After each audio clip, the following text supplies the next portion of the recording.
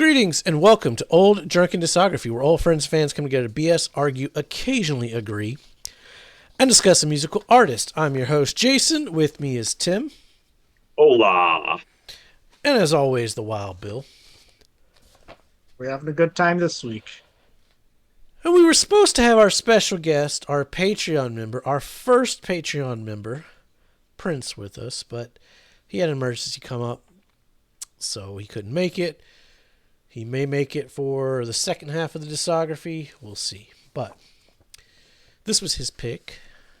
He's a Patreon member. But you're stuck with us. You're stuck with us right now. So, if you want to pick an artist for us, check out the Patreon link down below.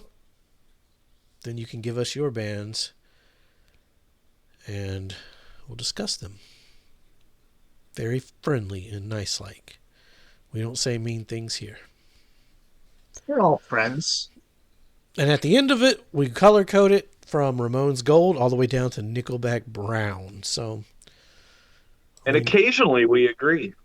Occasionally. But we're talking Devo. Are we going to agree with this? Oh, brief history. Well, I mean, it's fucking Devo. Like, who... My history relationship with the band, it's fucking Devo. Like, they've been there since I was... They're just always there. They've always been there. Never I deep would dived it, almost though. even go as far as to say that, like, as somebody who was alive and even remembers some of the 80s, this was the sound of the 80s. Oh, 100%. Yeah. But brand new This is discography just for what me. everything sounded like. There's only 2 albums on here I knew, so the rest was all new. Oh, interesting. Okay. So yeah, I've always been there. I don't know, in the last 5 years or so, I've slowly been dipping my toes, and they're kind of quickly becoming one of my favorite bands. There's a lot of good stuff here. The more I hear, the more I like. Um, so I'll just say it right up front now. Repeated listens helps this band a lot because then stuff will get stuck in your head, and you're like, I don't even remember hearing that song. Why is it stuck in my head? And yeah, it's gonna be a lot of fun. All right, Bill, for the one person who was not around in the 80s. Yeah, no, was not alive in the 80s. Go check out our Album of the Decade series where we, routinely and habitually mention that I wasn't alive for most of the 90s either. Uh, you Hey, know, next week, 99, you were alive. I know I was alive for actually all these albums we're gonna talk about finally. Yeah, Um, probably I will first say, day buyer on at least half of them, right? oh yeah. I mean, gosh, I couldn't walk or, talk, but yeah, I was just buying all those albums. Um, so Devo didn't have extensive knowledge. I mean, they had one song. I don't know. I think it got parodied and someone else made it bigger, wearing a red hat. Made it I mean, bigger? maybe Energy into a Dome lip. is ubiquitous. Yes, I think it's I did, everywhere. I think I, found like a deep, dive on the internet to discover it in like a licorice commercial or something like that. Like, I mean, I feel like I was digging really deep into the discography when I, saw that song. But I yeah, also got to besides throw out. that, I also got to throw out real quick because I forgot. But my first real introduction to this was probably Pee Wee's Playhouse. Um, I'm old enough to have been watching that show when it was new, and yeah, Mark Mothersbaugh did the theme to it. So that's where I first got introduced to, this as an artist, not just as a thing that exists, because of course everybody's heard Whip It. So You know we love some Pee Wee's Playhouse here. Go check out our Paramore review. Pee Wee's Playhouse, it's a very Devo show. yeah, besides that, didn't never actually did any album listens or any deep dive into the discography. I didn't even know it was Devo on the song in all for all intents and purposes until it's like, oh, well, I saw the one album art and went, oh, I wonder if, yep, there it is. So, when you went through this discography, you still, like, you didn't hear any other songs that you had heard before besides that one? No, Well, Nothing someone that hasn't really. watched MTV in the last 25 years then. No, That's I didn't weird. have cable. Um, yeah, so Uncontrollable Urge is played on MTV like every 15 minutes because all they ever play is ridiculousness, and Uncontrollable Urge is their theme song. Huh. Let's say, yeah, that one didn't ring any bells, but I've watched. I could count on since I bought my bar. I've probably I wouldn't say watched more MTV, but I've had on MTV Classic if I didn't know what else to put on, or Oh just go yeah, through the it's old like the videos. real like what is the show called? Ridiculousness or some silly bullshit. Huh. Let's say, because yeah, no, never actually watched any MTV shows. That's an Granted, when episode I right was there. born was when MTV got bad, so Sure, sure. it's not playing music. Sure, but this is since it got bad. Like this is current. Like this is today.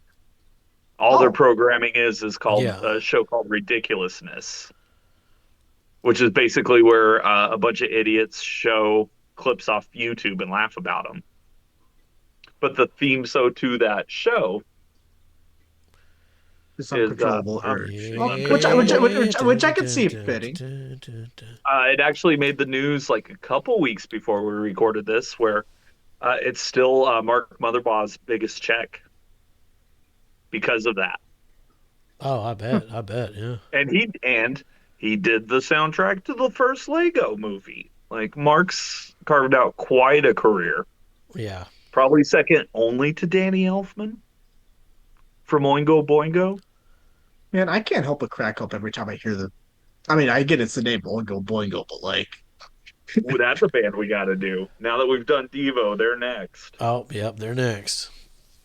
All right. Well, then, Bill, you kick us off with question: Are we not men? We are Answer: Devo. We are they are Devo. Devo. You know, so going to this one blank, and I watch on YouTube for those of you that aren't aware.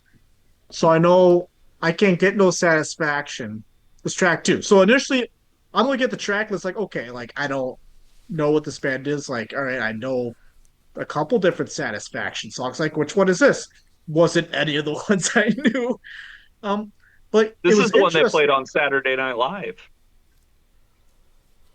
which would make sense, honestly. Yeah, yeah, it does. Um, I will say it was interesting. So were they a five piece for this first album as well, or Yeah, they're a five piece for the first six albums. Yeah, okay? Because obviously everyone after this is some variant of a band photo. I'm gonna say it that way for the next several. yeah. Um, even though it's better than band photos, but that's just an art discussion. Like it was interesting because initially I'm when I was listening to Uncontrollable Urge, I'm like, oh, this is like, three, maybe four guys, just kind of having a great time jamming out. It's like, oh, there's a fifth guy. I wonder what he's doing. And you know, it's interesting how minimalistic. Like it sounds like there could only be five when you're just doing like a surface listen. Or it could only be like three people playing when you're doing a surface listen. But then I know when I went back and re-listened to this first album the second time, it's like, no, actually, you need all five people playing. You can't just do this with three. I mean, it was kind of the Um, brainchild between just two people. Like it started with these two Well, it's guys two met in families. Yeah, yeah, and were they like Ohio or some shit? yeah. So Akron. yeah, they actually met at Kent State and were present when that little incident happened with the Yeah. National Guard that should still be taught in history Yep. classes. They were present for that. Um, but yeah, so you got Mark and Bob Mothersbaugh, and then you got Jerry and Bob Casale, and then they are like the four people up front, and then you get Alan Hall, I believe was his last name, Meyer. I can't remember now all of a sudden, but um, on drums, and you got yourself a band. And yeah, they had been playing for like 5 or 6 years before this album came out. And when you really look at like those 5 or 6 years, we went from, you know, Hendrix and Vietnam and Kent State and all the hippie stuff to punk rock. And and they then they there's were Devo. And then there's Devo, who were present for all of it. There's a strong argument there that much like the Stooges, this is some proto punk stuff. Yeah, 100%. Yeah. Yeah, Oh, yeah. Like first wave. Especially on this show in 2025, we're certainly looking at punk rock through like a pop punk lens or even a hardcore lens. But first wave, I think everybody needs to go back to occasionally because it's the New some York great stuff. Dolls, Yeah, the yeah, and television and the Ramones, of course, the Cramps, Devo. yep. I think they're up there. Well, Anyway, Bill, not to cut you off, yeah, but no, I you're mean, fine. it's uncontrollable urge. Like I'm out of Yeah. control. So it was followed up by Praying Hands, which I thought was a great follow up for it. I know I liked it better because kind of circling back here quickly, just last thing on Satisfaction. There was a single initially. I'm like, okay, I could see why it's a single from the album, but for me, it wasn't filler. It didn't just happen. Like it was a good song. It didn't feel super like a single to me. Like I don't know how else to describe it. Like usually I'm able like my brain goes ding, there's a single. Oh, not with Well, and Um, Devo. singles in the Not with late Devo. '70s are odd too, because to be a single, you had to be disco, yeah, which yeah, I guess suppose. Um, I know right? But not quite.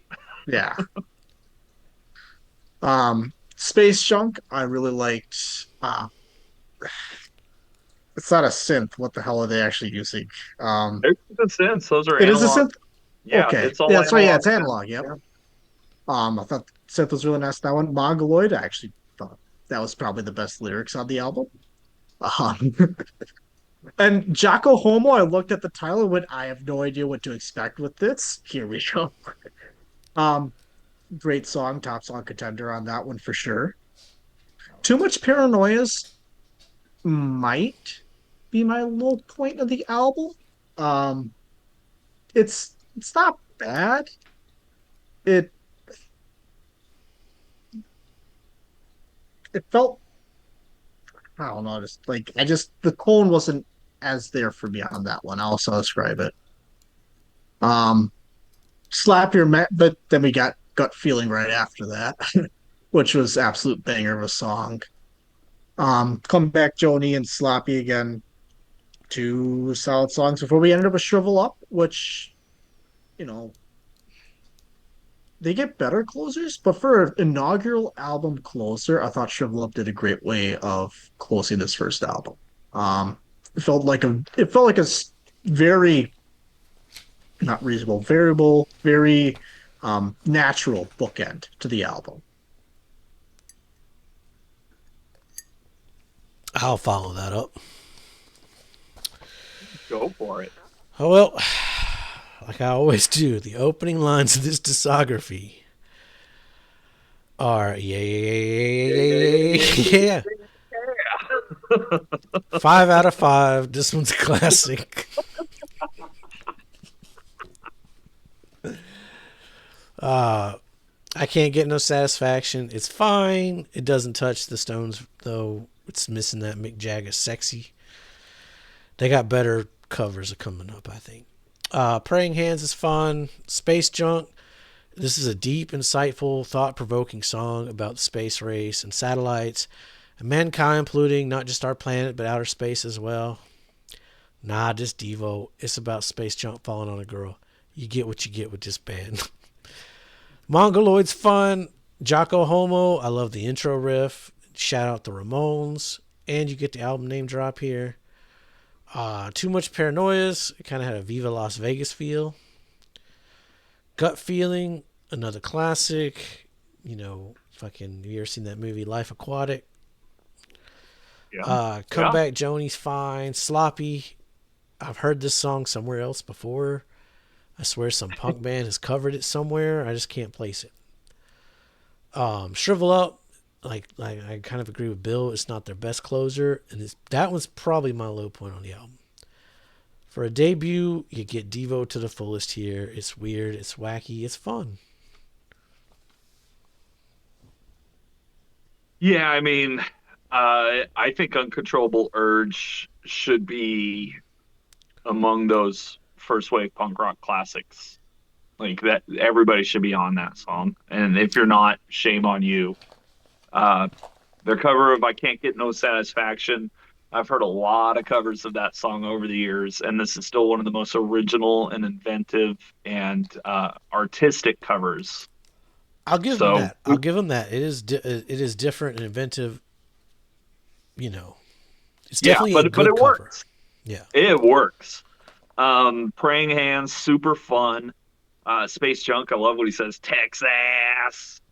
Um, Mongoloid is top song contender. I love that bass intro. I love the lyrics. I love the song. I am the song.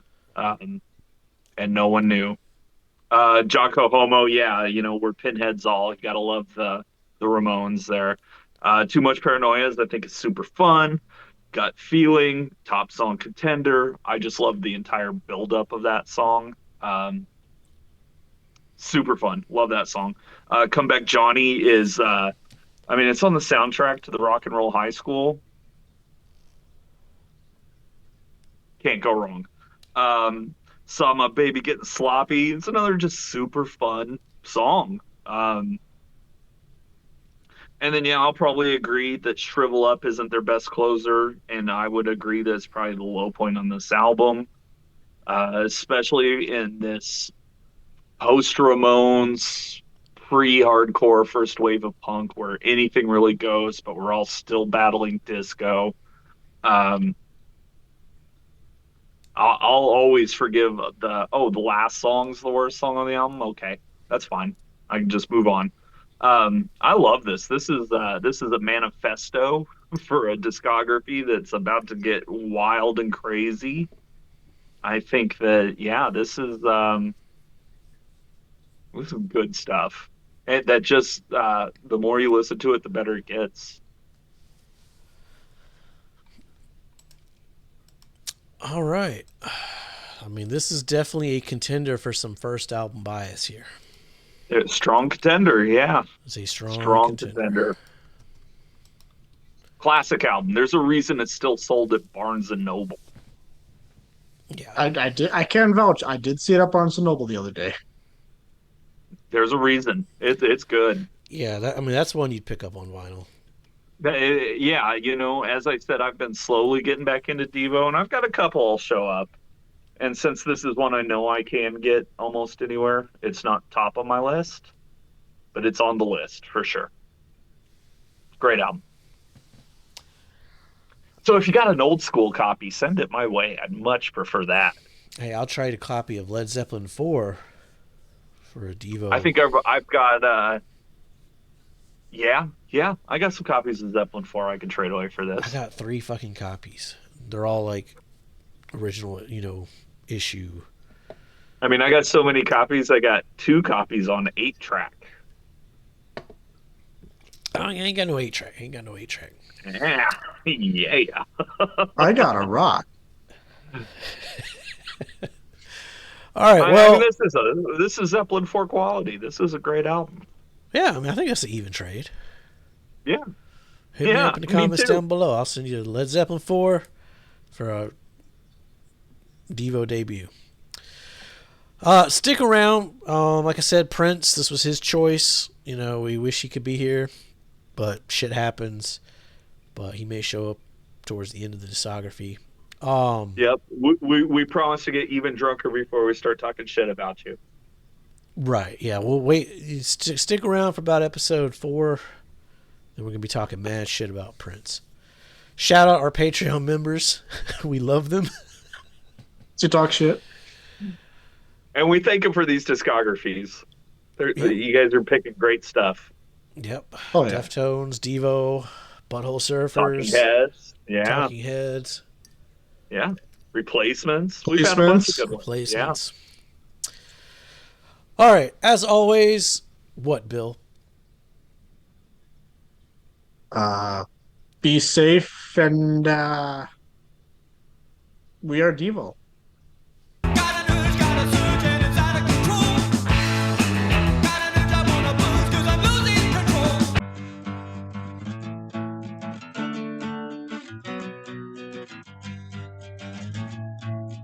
And then you go a little woo, and then a little whoop, whoop, whoop, whoop, whoop, and then it's all, and then you're ready to go again.